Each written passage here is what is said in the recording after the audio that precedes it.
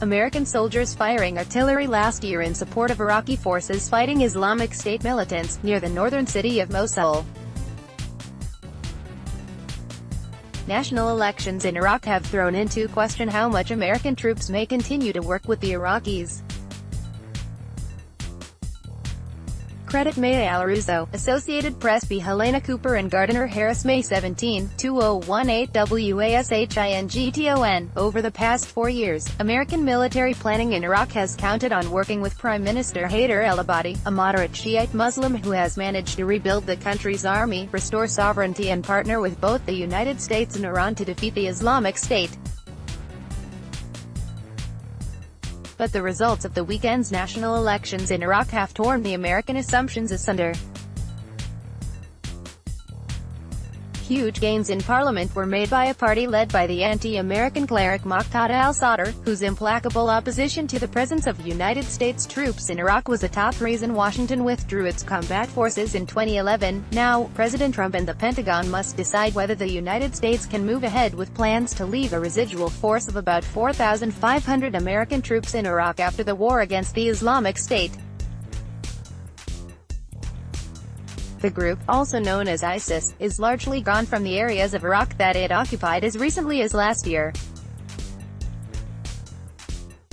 But military planners are all too aware of what happened after the American troops left in 2011, opening space for the Islamic State's rise as it was fueled by minority Sunnis who were alienated by the ruling Shiite government of Nuri Kamal al-Maliki, then the Prime Minister. In 2014, the Islamic State rolled across Iraq, easily defeating the country's army and controlling much of its northern and western regions. Ensuring that history is not repeated is a top American priority, senior State Department and Pentagon officials said. For the Trump administration, that means trying to find a way to a working relationship with Mr. Haider. Administration officials sought this week to focus on positive aspects of the election. Not that long ago, ISIS had controlled large swaths of that country, said Heather Nauert, the State Department's spokeswoman. The fact that they were able to pull off elections that were relatively free of violence is certainly a pretty amazing feat and a testament to the Iraqi people, Defense Secretary Jim Mattis told reporters that Trump administration officials stand with the Iraqi people's decisions. It's a democratic process at a time when many people, doubted that Iraqis could take charge of themselves. Mr. Mattis said on Tuesday. Image Muqtada al-Sadr, a Shiite cleric, at a news conference on Thursday in Najaf, Iraq, after elections over the weekend in which his bloc made major gains. Credit al-Marjani, Reuters says a young man, Mr. Haider led a Shiite militia that targeted American troops in Iraq. He fled to Iran to study in Qom, a revered Shiite religious center, before returning to Iraq in 2011 as a cleric and strident Iraqi nationalist.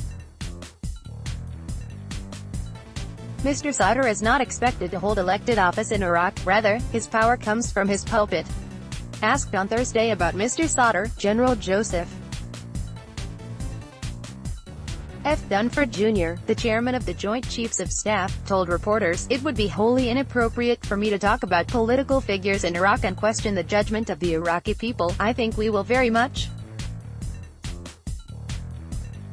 look to adapt in the coming months, because there's a couple of things that will change. The political environment will change, and so I think in that way we can start having more long-term discussions," General Dunford said. Given Iran's outsized and years-long influence in internal Iraqi politics, foreign policy experts said the Trump administration might have already made things more complicated for itself in Baghdad. Mr. Trump's decision last week to withdraw from the Iranian nuclear accord has frozen relations between Washington and Tehran after a thaw that, among other issues, had helped facilitate an indirect partnering against the Islamic State in Iraq. Iran now has no motivation for a leader in Iraq who would be positive toward the United States, said Vali Nasser, the dean of the Johns Hopkins School of Advanced International Studies. But Pentagon officials are betting that Iran also does not want to see a return of the Islamic State. There is widespread agreement among Shiite political blocs, with whom Mr. Haider would have to ally to form a government, to continue a program backed by international troops to train and equip Iraqi security forces. Trainers include American, Italian and Spanish advisors, with the equipment paid for by the United States. And having NATO serve as the public representative for the American-led mission in Iraq could serve as a workaround for Mr. Assad's sensitivities, officials say. Should the Trump administration and a government loyal to Mr. Haider align, it would not be the first time American troops have had to develop a working relationship with Iraqis who were once considered the enemy. The partnering of United States forces with Sunni insurgents known as Sawa, or the Awakening, against al-Qaeda in Iraq was a defining turning point in the war more than a decade ago. But the Pentagon will have its own balancing act to perform back in Washington. Mr. Trump has already expressed his desire to bring American troops home soon from Syria. Officials said the president has given the Defense Department 6 months to wrap up its mission there. Military officials had hoped that an American troop presence in Iraq could keep in contact with allied forces across the border in Syria. And what would Mr. Trump do if Mr. Haider again demands an American troop withdrawal from Iraq? The Pentagon is already on the clock to get out of Syria, said Derek Chollet, a former senior Defense Department official in the Obama administration. Who's to say what happens in Iraq after